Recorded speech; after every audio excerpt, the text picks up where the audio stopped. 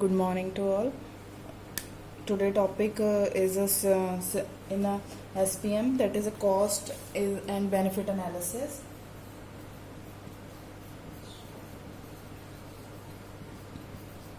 In cost and benefit analysis, we have two terms, cost and a benefit. If suppose we are doing any project or we are doing any project management, then first of all we have to evaluate what are the benefits we have achieved in the project and what is the cost using it. It is a most important economic asset of a proposed information cost and benefit system by comparing the expected cost of development and operation of the system with the benefit. जो भी हम expected cost हमारी कोई भी project को हम good achievement उसकी तभी कंसिडर की जाती है जब हमें उसकी जो एक्सपेक्टेड हमने कॉस्ट लगाई होती है उस कॉस्ट में ही हमें उसके ज़्यादा से ज़्यादा बेनिफिट मिले. अगर हमें बेनिफिट तो मिल रहे हैं लेकिन हमारी the cost is exceed then our benefit, then it will not be much valuable as we assume. So अगर विद इन हमें एक्सपेक्टेड कॉस्ट में development and operation of the system मिल जाए then it will be more benefited to us. So assessment focuses on whether the estimated income and other benefits exceed the estimated focus it. Additionally कुछ हम ऐसी assessment use करते हैं इसमें जिसमें हम एस्टिमेट इनकम और अदर बेनिफिट्स की एस्टिमेशन लगा सकते हैं. Additionally it is usually necessary to ask whether the project under the consideration is the best number of the option. So there is a standard way of evaluating. कुछ ऐसे veg होते हैं हमारे पास evaluate करने के कि हमें क्या बेनिफिट मिले हैं इस प्रोजेक्ट के और कौन सी इसमें कॉस्ट एनालिसिस क्या हुई है उसके. There are some following steps हैं जो हम यूज करते हैं during the cost and the benefit analysis. First of all is identifying and estimating all the cost and benefits. First one is identifying and estimating.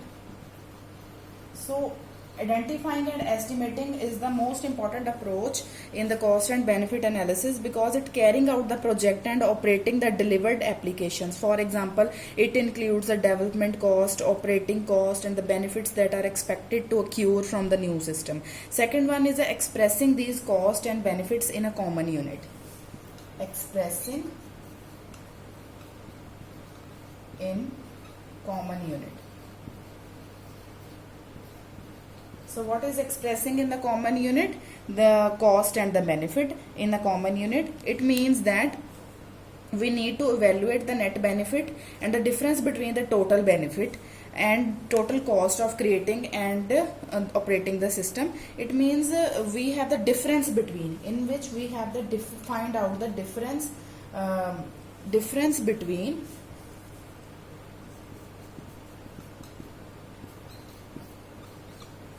total benefit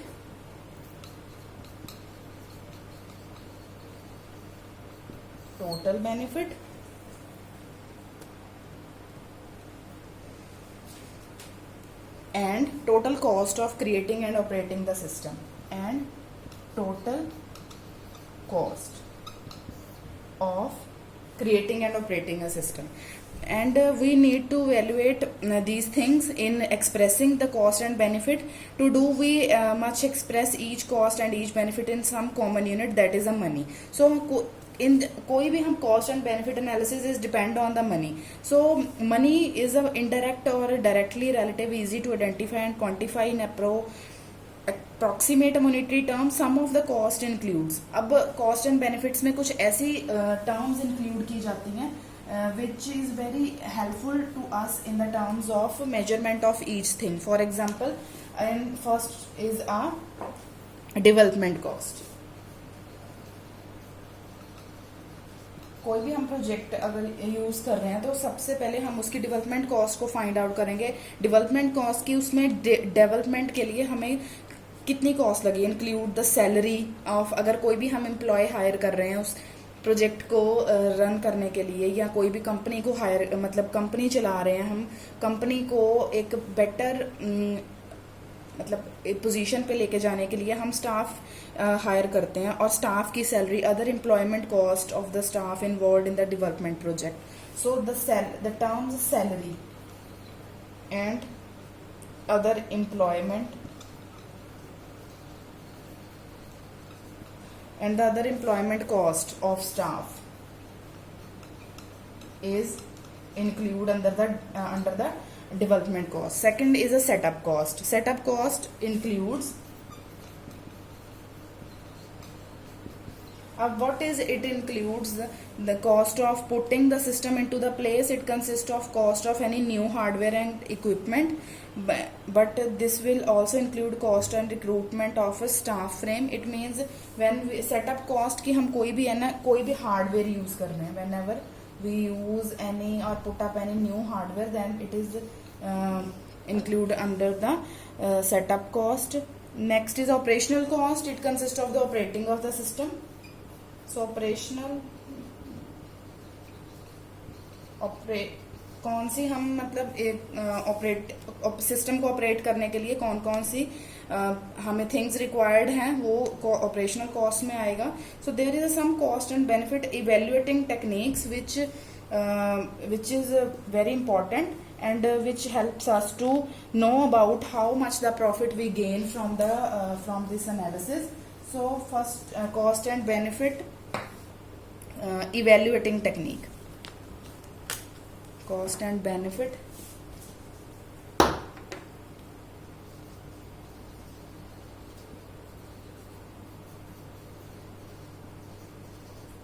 cost and benefit evaluating technique में सबसे पहले हम पढ़ेंगे net profit.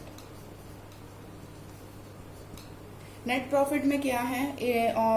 Net profit किसी भी project का कैसे निकाला जाता है कि difference between the total cost and the total income over the life of the project. Difference between the total cost, it includes difference between the total cost, कितनी हमारी टोटल कॉस्ट में डिफरेंस है, and the total income, and total income, कितनी total income over the life of the project.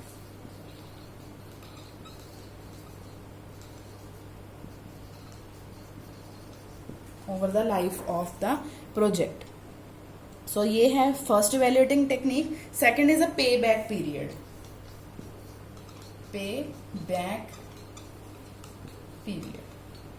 अब पे back period में क्या हम करते हैं कि ये it is a time taken break the even or payback initial investment. Normally the project with the shortest payback period will be chosen on the basis of the organization well wish to minimize the time that a project is in the debt. So it is a time taken break the even or payback initial investments. payback में कि जो हमारी initial investments हमने achieve की हैं उस पे ये थोड़ा फोकस करता है. जो इनिशियल सबसे पहले स्टार्टिंग में हमने इन्वेस्टमेंट हैं वो हमारी शॉर्टेस्ट हैं या जो भी हम चूजन किए हमारे ऑर्गेनाइजेशन के बेसिस पे कि हम उनमें अपना कैसे प्रॉफिट ढूंढ सकते हैं.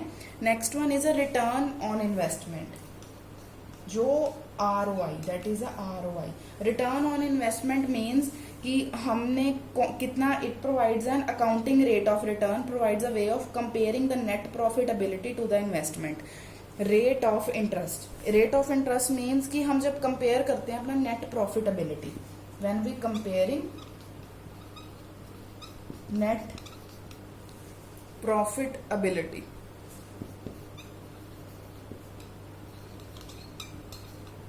then we are using ROI. So there is a formula that is used in the ROI. The formula is ROI is equal to average annual profit. ROI में हम क्या है कि हमारा एनुअल प्रॉफिट कितना है उसकी एवरेज डिवाइडेड बाय हमारी टोटल इन्वेस्टमेंट हमने कितनी की है एक प्रोजेक्ट को बनाने के लिए, उसको multiply by 100. So ROI calculate होगा, मतलब rate of investment. ROI stands for return on investment. जो भी हमने इन्वेस्टमेंट की है उसका हमें क्या रिटर्न मिला है, और वो रिटर्न को फाइंड आउट करने के लिए कौन सा फॉर्मूला यूज करते हैं, ROI is equal to average annual profit into 100 divided by total investment. Next one is a net present value. Next evaluating technique is a net present value.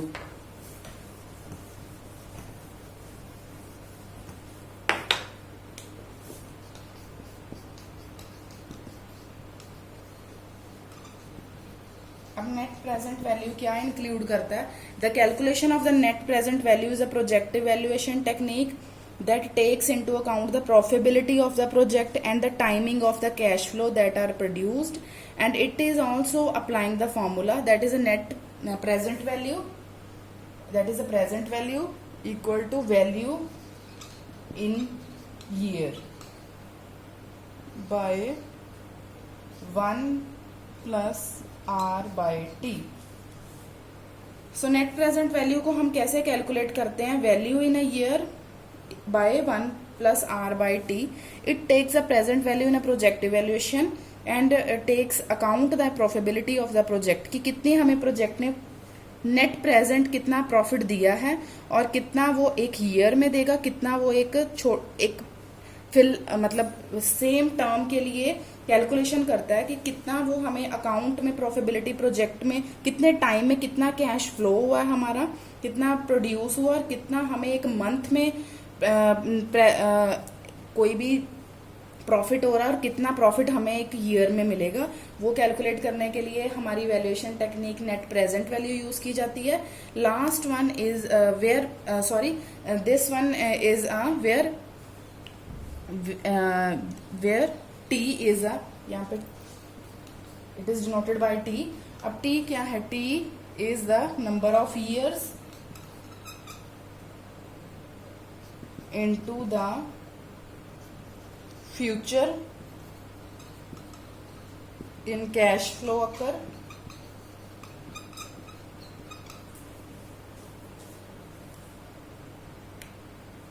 Where R is the R, जो R यहाँ पे use किया, R क्या है, R is the cash flow occur.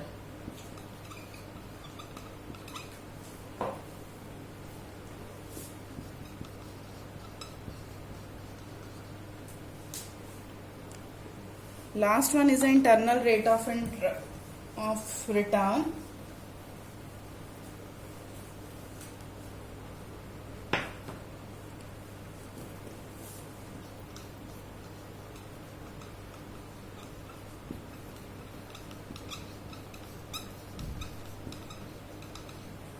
अब इसमें क्या है, that is denoted by IRR. IRR is calculated as a percentage discount rate that can be produced and most easily calculating using a spreadsheets. इसमें हम Excel की help लेते हैं Excel में और उसमें हम internal rate of interest find out करते हैं. It provide a profitability measure of a percentage return that is directly comparable with interest rate. इसमें हम जो भी हमने काम करना है with the help of spreadsheets और एक्सेल में यूज करते हैं ताकि हमें कितना रेट ऑफ रिटर्न मिला है पर ईयर, अपनी जो भी हमने प्रॉफिट उसमें कितना गेन किया है इवेल्युएशन टेक्निक्स में. So these are 5 evaluation techniques which is used in cost and benefit evaluating. Next one is a cash flow forecasting.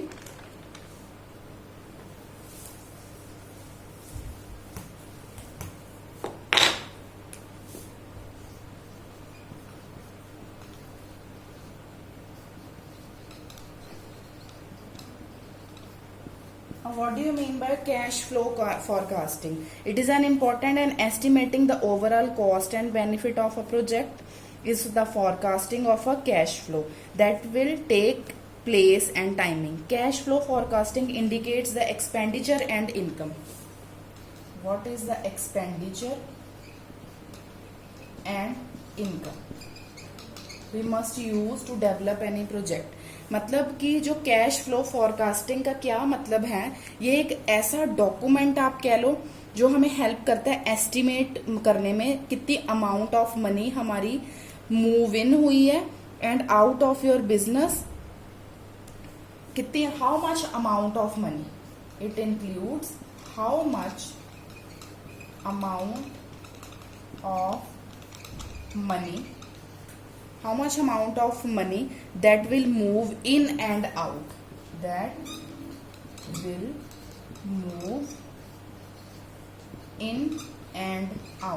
So cash flow का क्या मतलब है कि इसमें हम एक्सपेंडिचर एंड इनकम के रिगार्डिंग बात कर रहे हैं कि कितनी हमारी अमाउंट मनी की दैट विल मूव हुई है इन एंड आउट, कितनी हमने मनी अपनी स्पेंड की है, कितना हमें उसका इंटरेस्ट मिला है. So when expenditure and income will take place we need to spend money such as staff wages. अब मनी की अगर बात कर रहे हैं तो मनी में हम कितनी स्पेंड करेंगे. For example if we are run any organisation or any school, so उसमें हमारी मनी कहाँ पे जा रही है, जो हम इन कर रहे हैं, दैट इज स्टाफ की हम वेजेस देते हैं, money staff wages,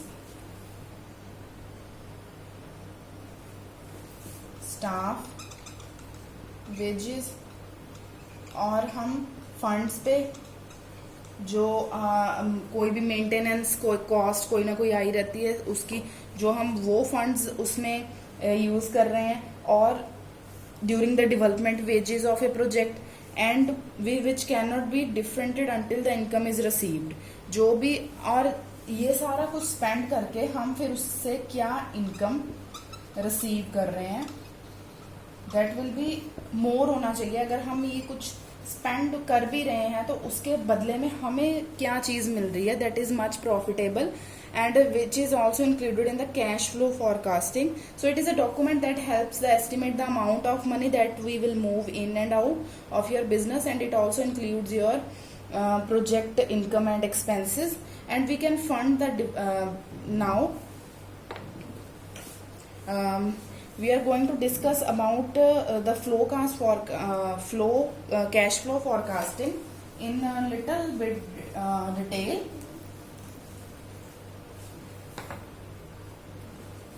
So this is a graph of a cash flow forecasting. Here it includes the expenditure and income, whereas the graph going to in this ratio it will more grow your project, कि जितना हमारा expenditure कम होगा और हमें income ज्यादा generate होगी time के साथ, उतना ही हम ज्यादा प्रॉफिट गेन कर पाएंगे. So it is important we know that we can fund the development expenditure either from the company or the resources. हमें ये भी पता करना पड़ेगा, इम्पॉर्टेंट है, पता होना चाहिए कि जो हम फंड यूज कर रहे हैं डेवलपमेंट में वो एक्सपेंडिचर हमें कंपनी की तरफ से मिलेंगे ऑन रिसोर्सेज पे और बाय बोरोइंग फॉर्म, और या हमें वो बैंक से बोरो करने पड़ेंगे. The sum forecast is needed to be expenditure such as the payment of the salary and banks interest take place and when the income is to be expected. So next is a risk valuation. Cash flow forecasting एक ऐसी term है जिसमें हम income and expenditure के बारे में बात करते हैं, कितना हमें कितनी हमें एस्टिमेट अमाउंट लगाएंगे, कितनी मनी हमने यूज की है, कितनी इन हुई है, कितनी आउट हुई है, और कितना हमारा एक्सपेंसिव उससे रिलीज होगा. Next one is a risk evaluation which is also included in the cash flow forecasting. अब रिस्क इवेल्युएशन अपने नाम से ही क्लियर हो रहा है कि कितना रिस्क हम इवेल्युएट, कितना रिस्क आ सकता है कोई भी प्रोजेक्ट को इस्टेब्लिश करने में, तो उसकी इवेल्युएशन कैसे होगी. It is also involve in some form when assessing and planning a project we are concerned with the risk that might be occur in the project and meets its objective. So जो risk को identify करने के लिए भी हमने एक ranking दी है, risk identify and ranking, कि कौन सा रिस्क हमें कितना ज्यादा कोई भी रिस्क कितना ज्यादा बड़ा हो सकता है, और उसको उसके रैंक के हिसाब से हमने कैलकुलेट किया है. अब one common approach to risk analysis to construct a project risk utilising a checklist of the possible risk. कि हम कोई भी अपना काम कर रहे हैं, हम एक चेकलिस्ट बना लेते हैं कि हमें ये पॉसिबल रिस्क उसमें मिल सकते हैं और क्लासीफाई कर लेते हैं according to the relative importance and the likelihood. So एक टेबल बनाएंगे जिसके थ्रू हम some of the risk which हमें अक्कर आ सकते हैं और हम उसकी इंपॉर्टेंस को कैसे डिफाइन करेंगे. Classified as a high, medium and low or exceeding the unlikely or that project may be compared the list of the risk. For example, up here I'm going to discuss about the risk evaluation. So first risk is a software never completed or delivered. अगर software never, wait a minute,